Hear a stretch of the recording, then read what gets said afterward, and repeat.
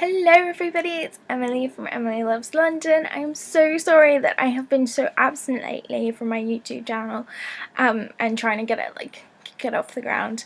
Unfortunately, I had my dissertation to hand in, but it is all done now and I am so happy and so ready to get back into my videoing again. I was literally so excited to do this today. I was like, yes! The lighting's crap, but I don't care. I'm gonna do this. Woo! Okay, so today I am talking about a reading goal I want to do for the year, which is basically, I'm going to call it the awards reading goal. And so I acquired a lot of the Man Booker Prize shortlist, the books from the Man Booker Prize shortlist this year. Not only that, but also the Women's Beatty Prize from last year and the Costa Book Awards. I think it's from last year, and then I think 2011. I'll have to check on that.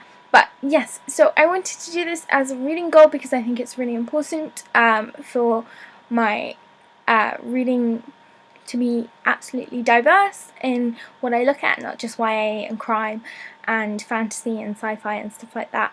I want to do sort of literature and all those important books that people keep talking about that I always say I'm going to read, but I never read them. So, without further ado, this is... Am I going to be able to do this? Am I going to be able to do this?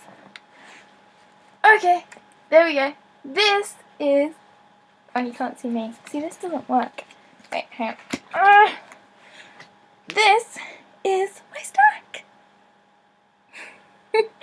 Okay, to start off, I have on this stack, this will be All That Man Is, and this is by David Szalay. David Szalay. I'm going to say it like that. I think that's the right way to say it. And this was on the shortlist for last year's Man Booker Prize. And it basically is about 9 men, each of them at a different stage of life, each of them away from home, and each of them striving in the suburbs of Prague beside a Belgian motorway in a cheap Cypriot hotel to understand what it means to be alive and here and now. Which is really interesting because we don't get, I have to say we probably do get a lot of things about men, but we don't get a critique of men's lives or like an insight. We more get insight into women's lives because they're really important, obviously, but also the men's side is important as well. So it'll be interesting to see what this is like. Next on my list, before it falls all over me, is the winner of the Man Booker Prize for 2016, and this is The Sellout by Paul Beatty. Beatty. I'm thinking Beatty. And oh, the lighting's not good with this cover. And this is all about a biting satire about a young man's isolated upbringing and the race trial that sends him to the Supreme Court. The Sellout showcases a comic genius at the top of his game. I've heard so much about this. Everybody's raved about this, and I can't wait to read it. Hopefully soon. I'm going to say soon. But this is on my reading goal for the year. The next book I have is the winner of the Costa 2015 First Novel Award, and this is called The Lonely by Andrew Michael Hurley. There we go. Isn't that a stunning cover? I love this cover. It's really, really pretty. It's really gothic, but pretty at the same time. I love it. And this is about if it had another name I never knew, but the locals called it The Lonely, the strange nowhere between the Wire and the Loon, where Hanny and I went every Easter time with Rumour and Father and Mr. and Mrs. Belderbos and Father Wilfred, the parish priest. It was impossible to truly know the place. It changed with each influx and retreat, and the neap tides would reveal the skeletons of those who thought they could escape its insidious currents. No one ever went near the water, no one apart from us, that is. Ooh, mysterious. Sounds really good. And I've heard lots of good things, so this should be a fantastic read. Okay, next up, I'm doing a lot of lists today. Today's going to be a list video day. The next one I have is on the shortlist for the Man Booker Prize 2016, and it's called Do Not Say We Have Nothing, and it's by Madeleine. I'm going to say Thein. Somebody correct me in the comments. This is it. It's a really nice cover. I really like it. Very interesting. This is an epic novel of China's revolutionary history told through the stories of two musical families from the 1940s to the present day. I'm quite a big fan of Chinese history because I'm doing a lot of it, and Chinese politics in my university degree. I've done something on the Chinese worker rights within China, and I'm also doing at the moment something on the South China Sea and the dispute between China and the other states, which include Brunei and Vietnam and the Philippines and Taiwan. So it's a very interesting, I want to learn more, and I really like the history behind China, so this will be really good read. Next on the list, I'm getting there, is another book from, this is from the Man Booker, but this is the winner of the Man Booker International Prize, and it's called The Vegetarian by Han Kang. I'm going to say Kang? Somebody correct me if I'm wrong. This is a beautiful and unsettling novel in 3 acts about the rebellion and taboo, violence and eroticism, and the twisting metamorphosis of a soul. And it's all about this woman who is a vegetarian and how she deals with that in connection with her culture as well. So this should be really interesting. I'm not a vegetarian myself, and I'm a very big meat lover, so it'll be interesting to see what I come up with in terms of my opinion. The next one I have on my list is not really in the awards, but it's been talked about so much, and it's very sort of in that literature-y kind of thing, so I'm just putting it in this reading goal anyway, and it's called Grief is the Thing with Feathers by Max Porter. There it is. And this is basically about, let me read you the blurb. In a London flat, 2 young boys face the unbearable sadness of their mother's sudden death. Their father, a Ted Hughes scholar and a scruffy romantic, imagines a future of well-meaning visitors and emptiness. In this moment of despair, they are visited by Macrae, an antagonist, trickster, healer, babysitter. The sentimental bird is drawn to the grieving family and threatens to stay until they no longer need him. This extraordinary debut, full of unexpected humour and emotional truth, marks the arrival of a thrilling and significant new talent. So yes, it was in that little space where the awards were, where a lot of the awards books were, so I was like, I'm putting it in there. I don't know if it was up for an award. Tell me in the comments if it was, and then it can be officially in. The next one I have is something from the shortlist of the Man Booker Prize, and this is His Bloody Project by Graeme, Macrae, Burnet. There we go.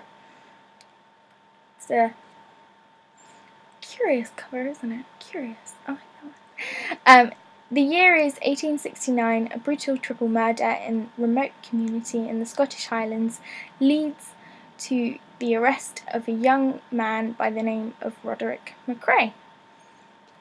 A memoir written by the accused makes it clear that he is guilty, but it falls to the country's finest legal and psychiatric minds to uncover what drove him to commit such merciless acts of violence. Ooh, it's crime! I love crime! I'm gonna love this. This is gonna be really good. Yes. Next, I have on the list, I did a lot of the Man Bookers, so this is another one from the shortlist of 2016, and this is called Eileen by Ottessa Moshfegh. I'm going to say Moshfegh, but you can correct me if I'm wrong. So, I love the snow. The snow. I love the snow. Snow makes me happy. The Christmas season offers little cheer for Eileen Dunlop. Trapped between caring for her alcoholic father and her job as a secretary at the boys' prison, she tempers her dreary days with dreams of escaping to the big city. In the meantime, her nights and weekends are filled with the shoplifting and cleaning up her increasingly deranged father's messes. Ooh. When the beautiful, charismatic Rebecca St. John arrives on the scene, Eileen is enchanted. But soon Eileen's affections for Rebecca will pull her into a crime that far surpasses even her own wild imagination. I can't speak today. This is not going as well as I thought. Anyway, so I can't wait to read that. That sounds chilling. Not chilling as in chilling, as in chilling. You know, the feeling. I don't know why I had to explain that, but I did. The next one is another shortlisted from the Man Book era in 2016, and it's Hot Milk by Deboroah Levy. Levy. It's a nice cover, isn't it? Beautiful scenery. And this is about Sophia and her mother, Rose, arrive on the Spanish coast seeking help. Rose is the victim of a biological conspiracy. Her legs have stopped working and no one can tell her why. Both women are desperate for the truth, but awaiting them in Almira are many more questions than answers. Ooh, biological attack. Wow, this is quite different for a man booker. You don't usually see biological attacks there. So this is going to be good. And only two more, guys. The next is going to be a reread for me. This is the Costa Book of the Year 2015, and I just feel like I really want to reread this because I loved it the first time. And I don't know why, but every time I get books signed, I want to reread them. And I did. I went to see Frances Hardinge when she was doing her bit for the Here I Stand Amnesty International book event. Oh my god. Something just fell off my shelf. Scared the crap out of me. And she signed it and gave me a really nice little drawing in there, which I absolutely love. Yeah, so this is The Lie Tree by Frances Hardinge, and I don't explain things well, so I'll read you the back. The leaves were cold and slightly calm. There was no mistaking them. She had seen their likeness painstakingly sketched in her father's journal. This was his greatest secret, his treasure, his undoing, the tree of lies. Now it was hers, and the journey he had never finished stretched out before her. Ooh, mysterious. And also, this is the first YA that ever won the Costa Prize, so this is a big achievement for us YA girls. I can't wait to get into publishing, into YA publishing. I'm finishing my degree, so that's where I'm going. So yeah, that's that one. And the last one on my list would be The Glorious Heresies, and this is by Lika McInerney. Oh, this is a tongue twister. McInerney. And this was the Women's Bailey Prize for Fiction winner in 2016. There we go. It's a very interesting cover, isn't it? I like it. So basically, this is about Maureen didn't mean to kill a man, but what can a poor dear do when she's surprised by an intruder and has only a holy stone to hand? Lucky that she's just reconnected with her estranged son Jimmy, because as the most feared gangster in Cork, he certainly has the tools to sort out the mess. Oh, it's crime again. I love crime. So this is going to be a great one. I can't wait to read this. So I will leave the links for all the good reads of all the books I've talked about today down below. Let me know if you've read any of these and what you think of them, but no spoilers, please. And let me know if I've missed any of them out from like the Man Booker or the Bailey's Prize. I would like to say the Bailey's Prize for this year, Stay With Me, I do have, but it's in my mum's room and she's reading it at the moment because I bought it for her birthday, but I will be reading that after she's read it, so that's definitely on there. But if I've missed anything else, let me know in the comments below. Let me know if you'd like to do this reading goal with me. We can attach a hashtag to it, and I hope you guys have a fantastic day, and I will see you guys again soon for another video. Bye!